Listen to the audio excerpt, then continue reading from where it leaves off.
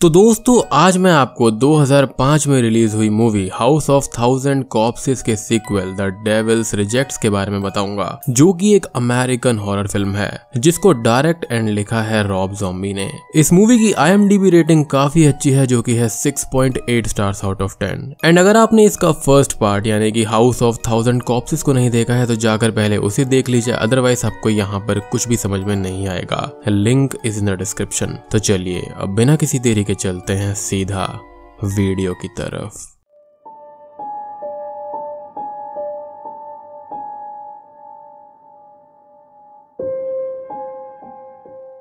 Movie की शुरुआत में हम ये देखते हैं कि टाइनी एक लड़की की लाश को लेकर जा रहा होता है एंड ये सारा का सारा सीन पिछली मूवी के 7 महीने के बाद का होता है। टाइनी मदर फायरफ्लाई के फैमिली का ही एक मेंबर होता है, जैसा कि हमने पहले पार्ट में देखा था।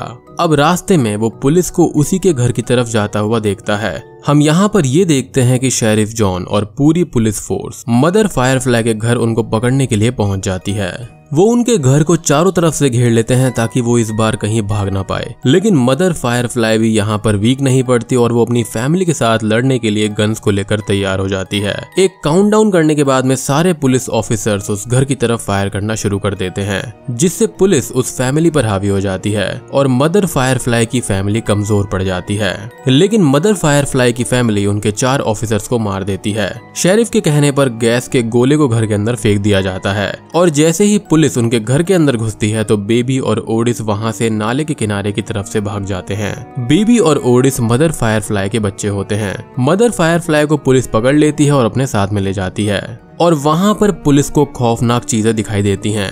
वहां पर पुलिस 75 से भी ज्यादा लोगों की लाश देखती है, जिनको बहुत ही अजीबोगरीब तरीके से काटा गया था। बेबी और ओडिस वहां से एक औरत को मारकर उसकी कार लेकर वहां से भाग जाते हैं और वहीं दूसरी तरफ ऑफिसर को उस घर के अंदर एक किताब मिलती है जिसके अंदर उनकी फैमिली मेंबर्स के बारे में सारी इंफॉर्मेशन थी।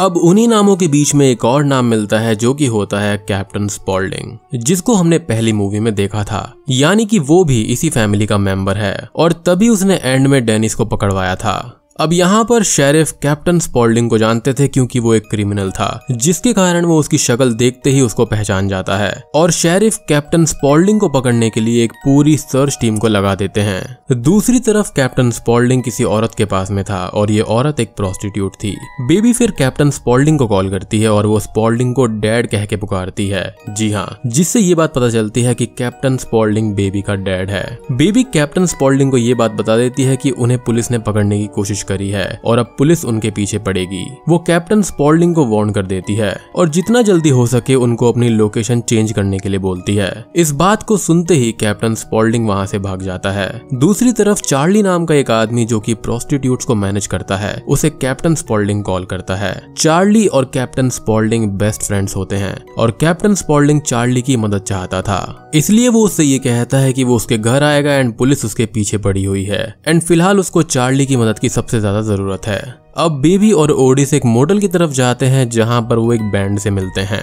इस बैंड के अंदर टोटल 5 लोग थे, रॉय और उसकी वाइफ ग्लोरिया, एडम और उसकी वाइफ वेंडी और जिमी घर से बाहर कुछ खाना लेने के लिए जाता है कि तभी बेबी रॉय को अपनी बातों में फंसा लेती है और उसके घर पर कब्जा कर लेती है और जैसे ही जिमी वापस आता है तो तभी ओडिस जिमी के सर पर गोली मारकर उसको खत्म कर देता है। दूसरी तरफ कैप्टन स्पॉल्डिंग एक औरत को लूटकर उसकी कार लेकर भाग जाता है। ओडिस के इस खौफनाक मंजर को देखकर चारों बहुत ही ज्यादा डर जाते हैं। तभी ओडिस रॉय की वाइफ ग्लोरिया के साथ में बहुत ही गंदी हरकतें करता है कि रॉय देख नहीं पाता। वो आगे उसे रोकने के लिए बढ़ता है लेकिन गन को देखकर वहीं डर कर बैठ जाता है। ओडिस बेबी को ग्लोरिया और वेंडी के पास छोड़ के रॉय और एडम को अपने साथ लेकर बाहर चला जाता है। अब शेरिफ मदर फायरफ्लाई से उसके अलग अलग घरों का नाम जानने की कोशिश करता है ताकि वो जल्दी से जल्दी बाकी सभी घर वालों को पकड़ सके, यानी कि उस डायरी के अंदर और भी बहुत सारे मेंबर्स थे। अब शेरिफ जॉन मदर फायरफ्लाई से बात कर ही रहा होता है कि तभी मदर फायरफ्लाई उसे उसके भाई के बारे में याद दिलाती है।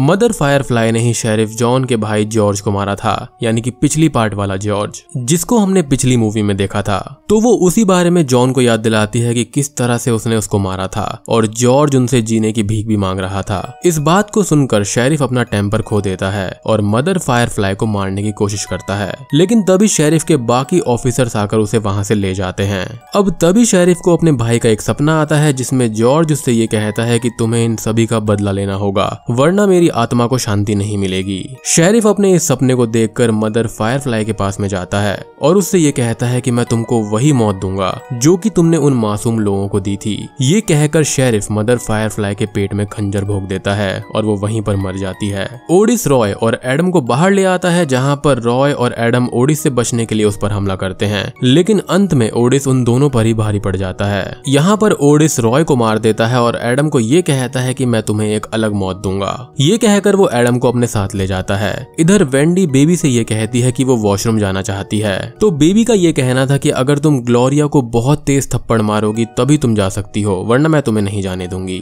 वेंडी अब ग्लोरिया के गाल पर बहुत तेज थप्पड़ मारती है, जिसके बाद बेबी वेंडी को बाथरूम जाने देती है, लेकिन वेंडी बाथरूम में जाकर हेल्प हेल्प चिल्लाने लगती है, जिसके बाद में बेबी उसको धमकी देती है कि अगर वो बाहर नहीं आई तो उसके लिए अच्छा नहीं होगा। और तभी ग्लोरिया को एक गन मिलती है और वो बेबी को धमकी देती है। तभी बेबी अपने पास में से एक खंजर को लेकर ग्लोरिया पर वार कर देती है, जिससे ग्लोरिया के शरीर से खून निकलने लगता है, जिसके कारण वो वहीं पर गिर जाती है। उस वक्त वेंडी बाथरूम से बाहर भाग जाती है और जैसे ही वो रोड की तरफ भागती है तो वो एक आदमी से जा टकराती है, जो कि कोई और नहीं बल्कि कैप्टन स्पॉल्डिंग था। वो उसको वहीं पर मारकर बेहोश कर देता है। अब कैप्टन बेबी से पूछता है कि ओडिस कहाँ पर है। तभी ओडिस वहां पर आ जाता है और उसने अपने चेहरे पर एडम की स्किन को लगाया हुआ था। फिर तीनों यहाँ से वेंडी को उसके पति एडम का चेहरा पहनाकर भाग जाते हैं। अब कुछ ही देर के बाद में वहां पर रूम सर्विस लेडी आती है और इस खौफनाक मंजर को देखती है। वो बाथरूम में जाती है तो वहां पर दीवार पर खून से लिखा होता है द डेविल्स रिजेक्ट, और वहीं पर जिमी और ग्लोरिया की डेड बॉडी भी पड़ी होती है। वो इस सीन को देखकर वहां से भागने की कोशिश करती है, जहां पर वो एडम का चेहरा पहने हुए वेंडी को देखती है और वो उससे मदद मांगती है, लेकिन होम सर्विस वाली लड़की उसे देखकर डर जाती है और वहां से भाग जाती है। अब वेंडी मदद मांगने के लिए बाहर भागती है तो मेन रोड की तरफ जाते वक्त उसको एक ट्रक आकर टक्कर मार देता है। अब इस जगह पर पुलिस ऑफिसर्स आते हैं और वो स्पॉल्डिंग, ओडिस और बेबी की फोटो दिखाकर होम सर्विस वाली लड़की को पूछते हैं कि क्या उसने इन तीनों को यहाँ पर देखा था, तो होम सर्विस वाली लड़की मना कर देती है। अब शेरिफ को उन डॉक्यूमेंट्स में चार्ली का भी फोटो मिलता है, जो डॉक्यूमेंट्स उसको बेबी के घर से मिले होते हैं, और इस बारे में और बातें पता करने के लिए वो दो बाउंटी हंटर्स रोंडो और बिली को चार्ली के बारे में पता करने के लिए कहता है। और दूसरी तरफ कैप्टन स्पॉल्डिंग समेत ये दोनों पहुंच जाते हैं सीधा चार्ली के पास में, और वो अपने ही तरीके से इन तीनों का स्वागत करता है। चार्ली इन तीनों को अपने होटल में जगह देता है। तभी रोंडो और बिली शेरिफ को चार्ली के बारे में इंफॉर्मेशन देते हैं और वो शेरिफ को चार्ली के बारे में बताते हैं। शेरिफ अब चार्ली के पास में पहुंच जाता है और ये कहता है कि मैं जानता हूँ कि वो तीनों तुम्हारे पास हैं और अच्छा होगा कि तुम उन तीनों को पकड़ने के लिए मेरी मदद करो, वरना मैं तुम्हें यहीं पर मार डालूंगा। चार्ली अब अपनी जान और अपना धंधा बचाने के लिए शेरिफ की बात मान लेता है और इसके बाद शेरिफ बिली और रोंडो से मिलता है। उस रात वो उन तीनों को पकड़ने के लिए एक मास्टर प्लान बनाता है। ओडिस और बेबी बेफिक्र होकर पार्टी कर रहे थे और तभी रोंडो और शेरिफ यहाँ पर आ जाते हैं और वो बेबी को गन पॉइंट पर पकड़ लेते हैं। शेरिफ कैप्टन स्पॉल्डिंग को उसके पैर पर गोली मारता है और वहां से बाहर ले आता है। शेरिफ रोंडो और बिली की मदद से इन तीनों को उन्हीं के घर पर वापस लेकर आता है और पूरे घर पर गैसोलीन छिड़क देता है और आग लगा देता है। उन तीनों को ही शेरिफ बहुत ज्यादा टॉर्चर करता है और वो बेबी को अलग मौत देना चाहता था, इसलिए वो उसे भागने के लिए छोड़ देता है। अब वो जैसे ही बेबी को मारने के लिए जाता है वहां पर टाइनी आ जाता है, जैसा कि हमने मूवी की शुरुआत में देखा था। अब यहाँ पर बात करें टाइनी के बारे में तो वो फायरफ्लाई का सौतेला बेटा होता है। वो शेरिफ को मार डालता है और उन तीनों की जान बचा लेता है। टाइनी इसलिए पुलिस की नजरों से बच जाता है क्योंकि पुलिस टाइनी के बारे में कुछ जानती ही नहीं थी। ये तीनों ही अब टाइनी को अपने साथ चलने के लिए कहते हैं, लेकिन यहाँ पर टाइम बिल्कुल भी नहीं था और वो वापस जलते हुए घर की तरफ चला जाता है क्योंकि उसको घर के अंदर बचे हुए एक्सपेरिमेंट्स यानी कि उन ज़ॉम्बीज़ की चिंता थी। अब इन सभी का घर बुरी तरह से जलने लगता है और टाइनी भी उन आग की लपेटों में आ जाता है। अब ये तीनों अपनी जान बचाते हुए कार से भाग रहे होते हैं और शेरिफ के द्वारा किए गए टॉर्चर के बारे में सोचते हैं कि कैसे उन्होंने भी ऐसे ही मासूम लोगों के साथ में किया था। खैर अब वो एक हाईवे पर पहुंचते हैं और कुछ ही दूर पर पुलिस को तैनात देखते हैं। अब पुलिस इन सभी पर एक एक करके गोली बरसाने लगती है, जिससे ये सभी वहीं पर घायल हो जाते हैं और बूम, ये फिल्म यहीं पर खत्म हो जाती है। तो दोस्तों ये थी द डेविल्स रिजेक्ट्स की कहानी। उम्मीद करता हूँ कि आपको ये सीरीज पसंद आ रही होगी। यहाँ पर जो अगला पार्ट है उसके अंदर भी काफी सारी इंटरेस्टिंग डिटेल्स हैं, तो जल्दी से इस वीडियो को लाइक कर दीजिए। चैनल पर नए हैं तो सब्सक्राइब कर देना। तो मैं आप सबको मिलता हूँ अगली वीडियो के साथ में, तब तक के लिए